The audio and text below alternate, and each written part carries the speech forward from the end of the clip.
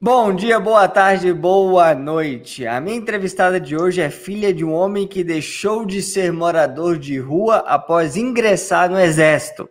Com um exemplo desses, ela se tornou também militar das Forças Armadas até passar na primeira fase do concurso da Defensoria Pública. Pedi exoneração em seguida para estudar pelos próximos meses e ser surpreendida com o cancelamento da prova pela qual havia largado tudo. Este foi só o começo das dificuldades pelas quais passou a imparável Rosiana do Vale, que hoje é juíza de direito do TJ Amazonas, e está aqui para conversar conosco. Seja muito bem-vinda, Rosiane. Muito obrigado por estar aqui conosco hoje. Eu que agradeço, Gabriel. Para mim é uma honra estar aqui com você, participando desse canal, desse programa, que são os imparáveis, né? Então, para mim, está sendo maravilhoso esse momento. Antes de iniciarmos aqui, eu quero pedir a você que assine nosso canal, ative as notificações, clique aí no sininho que está no YouTube, deixe o seu like, deixe o seu comentário, porque assim esse vídeo se espalha e mais pessoas podem mudar de vida por meio dessa sua pequena ação de espalhar o bem. Rosiane, eu diria que a sua história começa uma geração atrás, com o seu maior exemplo na vida, que é o seu pai. Você pode nos falar um pouco sobre ele? Sim, Gabriel, sim. Meu pai, eu digo que é o Cavalcante, né? O José Antônio Cavalcante, ele é a minha fonte de inspiração. Eu sempre digo que ele, como fonte de inspiração, ele foi um ex-mendigo. Sou filha, literalmente, de um ex-mendigo. Ele foi abandonado pela mãe. O pai morreu dos 9 até os 18 anos de idade. Foi quando ele conseguiu servir ao exército. Mas durante esse período de 9 a 18 anos, ele realmente dormia no banco da praça, em Fortaleza, na Praça do Ferreira. Ele sempre diz assim, que ele dormia quando não chovia, ele dormia em cima, e quando chovia, ele dormia embaixo. Então, catador de lixo mesmo no meio da rua, enfim, passou por muitas dificuldades. E quando foi servir o exército, ele fala que foi a primeira comida digna de um homem, em que ele comeu arroz, feijão e carne pela primeira vez na vida. Os três, né, os três itens juntos. Então, ali começou uma história dele de estudo, que ali ele conseguiu fazer o supletivo, na época chamava supletivo, né? E conseguiu estudar, passou no concurso da Força Aérea, oficial da Força Aérea da Reserva hoje. E durante esse tempo ele fez faculdade de matemática, física e pedagogia, tem mestrado em física e matemática, e também tem um cursinho preparatório em Fortaleza, que ele prepara para as Forças Armadas, é PICAR, ITA, EAE, enfim, Legal. os concursos militares. E foi com base no exemplo dele que você se inspirou de ingressar nas Forças Armadas? Sim, sim. A gente repete um padrão, né, Gabriel? Acaba É. repetindo um padrão e ele, como minha fonte de inspiração, ele nos guiou, né? A mim e meu irmão. Meu irmão até hoje é militar, meu irmão é oficial da Força Aérea também, é controlador de voo e está ainda na aeronáutica. E eu, assim que terminei, eu já fui assistente ministerial do MP do Ceará. E depois eu me formei e passei logo no concurso durante a faculdade para a aeronáutica. Aí eu fui oficial da Força Aérea na especialidade de serviços jurídicos. Então ele me inspirou muito a fazer o concurso da FAB, enfim, a ingressar, né? E eu entender que aquilo dali seria uma porta aberta para eu poder ir atrás de outros cargos públicos, né? Enfim, de construir Sim. uma carreira jurídica. Mas ele foi a minha fonte de inspiração a minha vida inteira e até hoje. E como é que foi esse período nas Forças Armadas? A gente deu um spoiler aqui no início, mas a gente quer escutar de você um pouco mais de detalhe. Sim, sim. Gabriel, eu digo para você que foi um dos momentos mais incríveis da minha vida. E eu sempre digo que para os meus alunos, né, de concurso, estão na faculdade, eles querem fazer concurso, assim, para ter os 3 anos de prática jurídica, ou que tem uma certa afinidade com as Forças Armadas.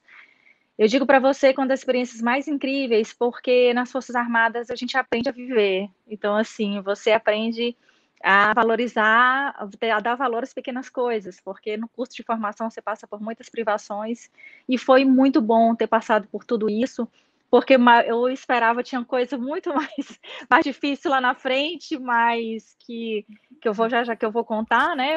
Enfim, vou chegar lá. Mas as Forças Armadas, para mim, foi uma verdadeira escola de valorização de vida, do treinamento, você não ter o que comer, não ter o que beber, você andar, ficar dentro de uma selva num frio castigante, que é em Barbacena, Minas Gerais, fazer um treinamento lá de selva e realmente sair sem comer, sem beber, morrendo de frio. Ali, quando eu carregando um fuzil nas costas, ali eu entendi que depois daquele episódio, depois daqueles 4 dias, que o curso são 4 meses, mas esse treinamento de 4 dias foi muito marcante para mim, foi muita privação. Eu disse assim, bem, se eu aguentei isso aqui, eu vou aguentar qualquer coisa na vida, né? E até porque, como meu pai já aguentou muita coisa na vida, então você diz assim, se filho de peixe, peixinho é, né? Então, assim, Sim, é algo que eu sabia que na vida, as coisas que viessem, se eu tenho um pai que passou por tudo e venceu, eu vou vencer, eu vou conseguir vencer. Então, tinha muito isso nas Forças Armadas, né? Daquela coisa da superação. Dizer, eu não vou sim, voltar, eu não vou desistir, eu vou conseguir, porque muitos desistem no meio do caminho, eu não aguento o curso de formação, né? E sim. eu falei, eu não vou desistir. E assim eu continuei, me formei, saí oficial da Força Aérea, fui lotada em Manaus, no Amazonas, e foi uma das melhores experiências também, porque aqui as pessoas ficam muito receio, né? Mas acabou que aqui eu me encontrei e acabei passando em outros concursos aqui, enfim, e foi maravilhoso. As Forças Armadas, eu não posso me queixar de nada. Foi um momento muito engrandecedor na minha vida e foi aonde me deu os 3 anos de prática jurídica. E como é que foi essa decisão que eu comentei aqui no início de pedir exoneração? E por que você fez isso depois de passar na primeira fase de um concurso? Então, quando eu estava na Força Aérea, eu queria muito, eu gostava da carreira, mas eu queria muito entrar na carreira jurídica, eu não queria passar todos os anos da minha vida sendo oficial da Força Aérea, eu não queria ficar sendo oficial da Força Aérea. Por quê? Porque, primeiro, eu sabia que eu podia exercer, eu podia dar o meu melhor numa carreira jurídica, como defensoria, enfim. E aí eu continuei estudando nesse período, e até continuar, até adquirir os 3 anos, continuei estudando bastante. E mesmo trabalhando muito, trabalhava muito viajando, porque assessorava o comandante do 7º Comandário Regional, que é o comandante do Norte, ele viajava bastante, eu estava sempre com ele. E isso me fez cada vez mais, não, eu preciso me aquietar, eu preciso colocar o pé no chão para eu poder realmente ter algo mais tranquilo na vida. E aí eu decidi estudar, fiquei estudando, comecei a ficar próximo da nota de corte, depois fui chegando, fui passando, e aí até que eu passei no concurso da ADP Amazonas, Defensoria, e que eu queria muito a Defensoria. Eu gosto muito de gente, Gabriel, quem me conhece sabe disso. Eu falo muito com as pessoas, eu gosto de tocar nas pessoas, eu acho que a vida é essa sinergia, essa troca, e eu gosto muito disso. Então, eu queria muito a defensoria porque eu gosto de gente, né? E aí acabou que eu passei na primeira fase e eu passei super bem, classificada. E aí eu falei, agora eu vou dar baixa, porque nas Forças Armadas a gente fala da baixa, né? Eu vou dar baixa, que na realidade é exoneração, quando a gente fala serviço público civil. E aí eu pedi exoneração, dei baixa da Força Aérea, estava ali com a indenização, falei, estou garantida, estou com a minha indenização, está tranquilo, agora eu vou estar para a segunda fase. E aí eu comecei a estudar para a segunda fase, aí saí, meu pai falou que eu era uma louca, me lembro como se fosse hoje, ele disse, você vai fazer isso? Eu disse, vou, pai, vai dar certo. Ele, minha filha, não faça isso, é loucura. Eu disse, mas vai dar certo, e assim eu fui, não ouvi, e fui, e aí, 2 meses depois, esse concurso anulou e eu voltei a estaca zero. Ou seja, como se eu não tivesse feito nada, porque eu saí do serviço público, tive que voltar, tive que trabalhar, porque aquele dinheiro que eu tinha, eu conseguia me manter, mas em 1 ano ele acabou, e eu tive que voltar para a iniciativa privada, tive que voltar a trabalhar, e comecei a trabalhar no escritório de advocacia, dei aula em faculdade, bati, como eu sempre, a minha vida no magistério, eu comecei desde a faculdade, e eu saí batendo de porta em cursinho, pedindo uma chance, olha, deixa eu só dar uma aula só, se você me veja que vai dar certo. E com a cara e a coragem, comecei a ir para a iniciativa privada, os cursinhos me abriram as portas, e a primeira aula que eu dava, graças a Deus, sempre, essas primeiras nunca terminavam, e sempre gerava ali sempre eu continuava, né, como professora, mas mesmo assim eram salários eram valores que eram muito irrisórios no sentido de quanto eu ganhava na Força Aérea, como oficial. Então, assim, não chegava nem a metade do que eu ganhava. E fora que eu ainda conheci o meu marido nesse interregno, porque eu conheci o Aquiles viajando para fazer um concurso no Maranhão, e eu conheci um concurseiro e nós casamos. Em 2 meses estávamos morando juntos, eu fui embora para Roraima, e quando eu vi, eu estava em Boa Vista, sem conhecer ninguém, só o meu marido, que na época era namorado, né? E eu falei, então vamos estar juntos. Então começamos uma trajetória juntos, estudando. 2 concurseiros se conheceram no avião, na volta de uma prova do TJ Maranhão. E aí ele me pegou na transição de estar pedindo a exoneração, dando baixa. E nisso que eu estava dando aula em Manaus, ele falou, vem para cá, para Roraima, vem para cá. Eu disse, olha, não fale não, não diga, não peça isso não que eu vou. Ele disse, então vem. Então eu fui, na cara e na coragem, meus pais dizendo que eu era uma louca, que eu estava ficando doida. E aí eu fui mesmo, sou assim, eu nunca tive medo, sabe, Gabriel? Eu sempre enfrentei muitas coisas, assim. Se for um novo desafio, eu vou lá e enfrento. E aí eu fui para Boa Vista, nunca nem tinha ouvido assim, nunca nem tinha visto, nunca tinha ido. E aí cheguei lá, comecei a dar aula em faculdade, advocacia, cursinho, mas mesmo assim não era um salário que eu conseguia me manter e nós dois juntos, eu e meu marido era oficial da MP, cargo de nível médio. Então, assim, a nossa renda era muito pouca, assim, muito pouca mesmo. E principalmente para quem está no mundo de concurso público, para quem paga aluguel, para quem tem que se manter. E eu tinha, enfim, tem outras despesas que a gente sabe que o mundo do concurso público, hoje as coisas são mais fáceis, né, mais facilitadas. Mas antes de 2015, então assim, você tinha que pagar um cursinho, você tinha que pagar se você fosse fazer cursinho, materiais, você tinha que pagar, aliás, hoje as viagens, até hoje, né, a gente tem que pagar, óbvio, mas as inscrições, então tudo isso era muito caro. E ainda mais para manter uma casa, manter todo um custo de uma casa, alimentação, então tudo isso era muito difícil, né? E ele ainda tinha que ajudar os pais dele, enfim, então a gente se viu assim com muita dificuldade financeira. Eu digo assim, foram muitos desafios que a gente enfrentou, e eu sempre pode falar, eu falo que não é uma matraca, né? Não. Eu ia perguntar quando é que os concursos começaram a engatar, quando é que começou a dar certo ali das aprovações, depois de tantas dificuldades ali no percurso.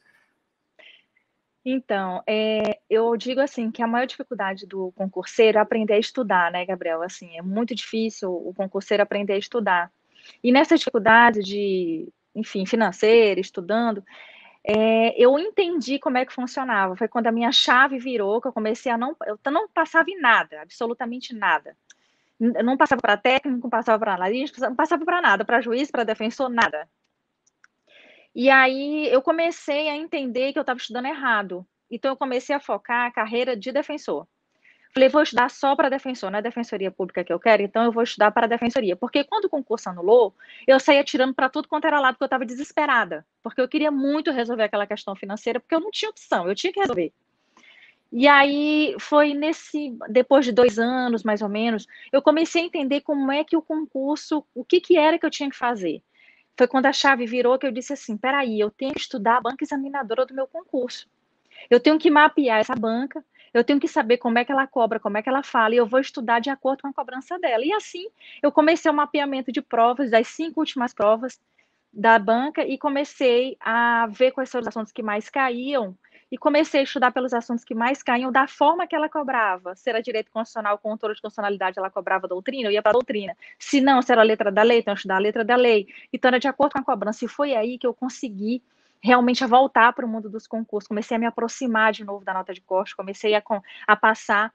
E aí foi quando eu passei de novo na DPA Amazonas. O concurso veio e eu passei pela segunda vez.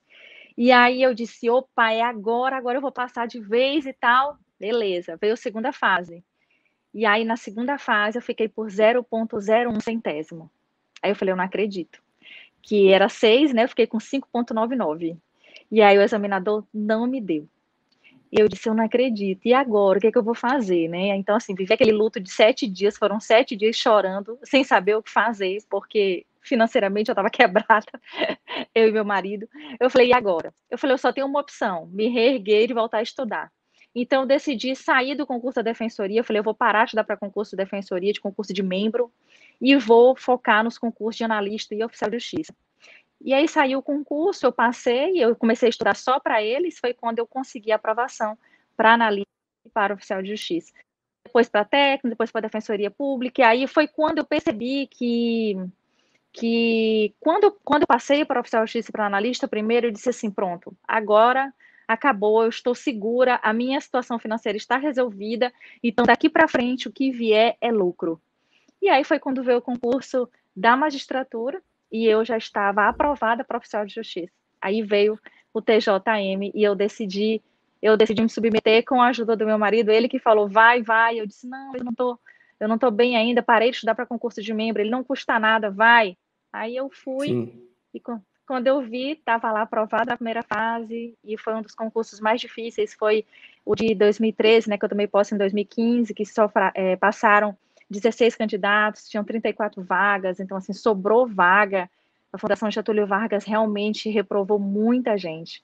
Então, eu não esperava por aquilo e não esperava realmente passar no concurso de um nível tão alto como esse, no sentido de cobrança demais, sabe?